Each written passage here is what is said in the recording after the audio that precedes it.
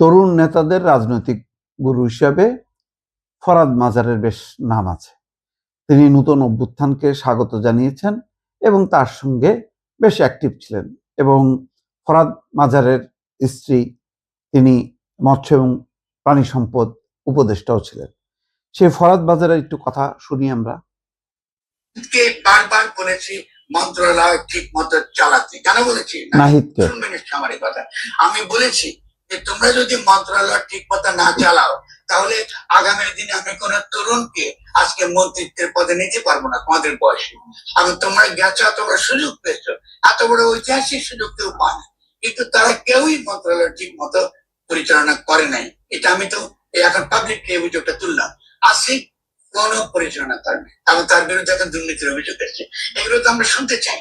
আমরা যদি তারা মন্ত্রণালয় চালিয়ে তারা দেখার যে তারা একটা মন্ত্রণালয় চায়, তার সামর্থ্য। মাহফুজ চালায় না। মাহফুজ তার বন্ধুদেরকে যে কাজগুলো করবার তার কোনো কাজই সে করে না। সে সমস্ত গণমাধ্যম গুলো যাদেরকে দিয়েছে এই তার সময় সবগুলো আওয়ামী লীগের, সবগুলো আওয়ামী লীগের। আজকে আওয়ামী লীগ আসবে কথা সে বলতেছে কিসের কোন মুখে?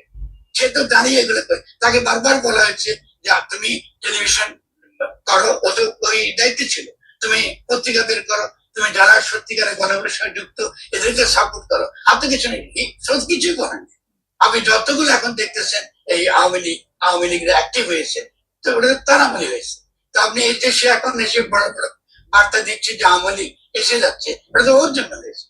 তো আপনি এগুলো তো অন্যায় কথা। আপনি তো আওয়ামী লীগকে যদি আর কত শোনাবো বলেন? এটাই একেবারে বাস্তব ভিত্তিক কথা। তারা নতুন কিছু করেনি, নতুন কিচ্ছু করেনি।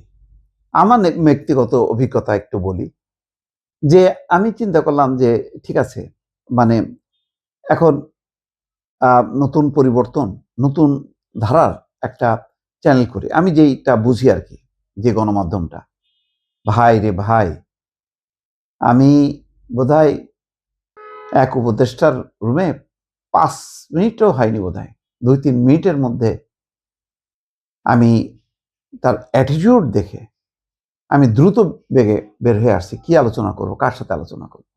এইভাবে তখন আমি বুঝলাম যে এটা তো ফেল এবং সমস্ত ক্ষেত্রে দেখেন, আমার কথা বাদ দিলাম, একটা কোনো জিনিস পয়দা করতে পারলো ভালো, কিচ্ছু না। শুধু কোথায় কোথায় মাল আছে, কোথায় টাকা আছে, অন্য দৌড়াইছে তার পিছনে। একটা কোনো মডেল তারা আর দাঁড় করাতে পারেনি। যে এই যে এখন দেখেন, ওই যে ক্রীড়াঙ্গনের কথা দেখেন, টি-20 ওয়ার্ল্ড কাপ খেলতে পারে না এখন, সমস্ত মানে যারা খেলোয়াড়, ক্রীড়া সংগঠক সব গালি দিচ্ছে আসিফ নজরুলকে এবং আসিফ মাহমুদ সজীব ভুঁইয়াকে। সেই ক্রিকেট বোর্ডে তছনছ করে ফেলছে, যেটা এখনো বলতে গেলে জোড়া লাগেনি।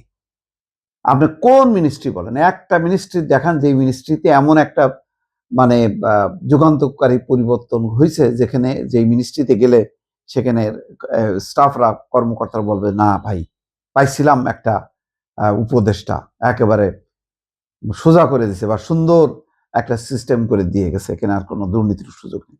একটা বলতে পারবেন না, সব ফেল। আপনি সংবিধান ছুড়ে দাও, কি সেকেন্ড রিপাবলিক, হ্যাঁ, রাষ্ট্রপতি চুপ উল্টায় দাও, পাল্টায় দাও, এইটা করো সেটা করো, যতটুক সুযোগ। এই যে ফরহাদ মাজার বলছে না, কারেক্টলি বলছে যে এইরকম সুযোগ আসলেই কেউ পায় না, সারা জীবন রাজনীতি করেও পায় না।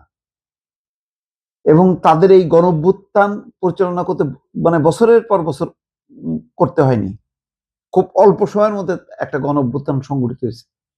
তার সামনে ছিলেন তারা, তাদেরকে যে সুযোগ ডক্টর মোহাম্মদ ইউনূস দিছে, অবশ্য তার নিজের স্বার্থে চিন্তা করছে এদের উপর মানে শহর হয়ে সে মানে বছরের পর বছর ক্ষমতায় থেকে যাবে। কিন্তু তারা কি করলো, মানে আর বিএনপির আমলে, আওয়ামী লীগের আমলে আর 10 জন যেভাবে চালাইছে তার বাইরে কি এমন করতে পারছে?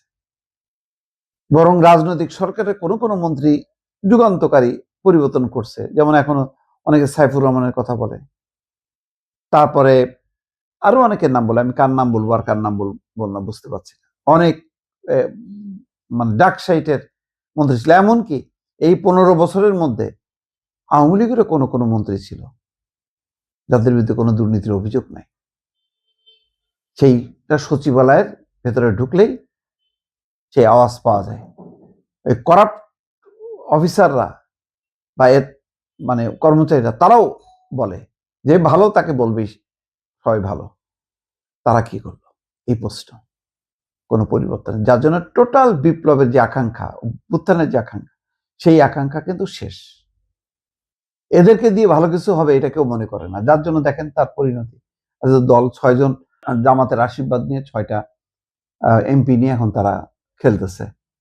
কেউ সবাই বলে যে জামাতের বি টিম, এনসিপি আলাদা দল, এটা কেউ আর মনে করে না। এবং ভালো কিছু করবে এরা ভবিষ্যতে ক্ষমতায় যে একদম মানে উল্টায় দেবে, পাল্টায় দেবে, এরকম কেউ কিছু মনে করে না। এইটাই আফসোস। সেই হতাশার কথা ফরহাদ মাজার তার বক্তব্যে বলছেন। দর্শক।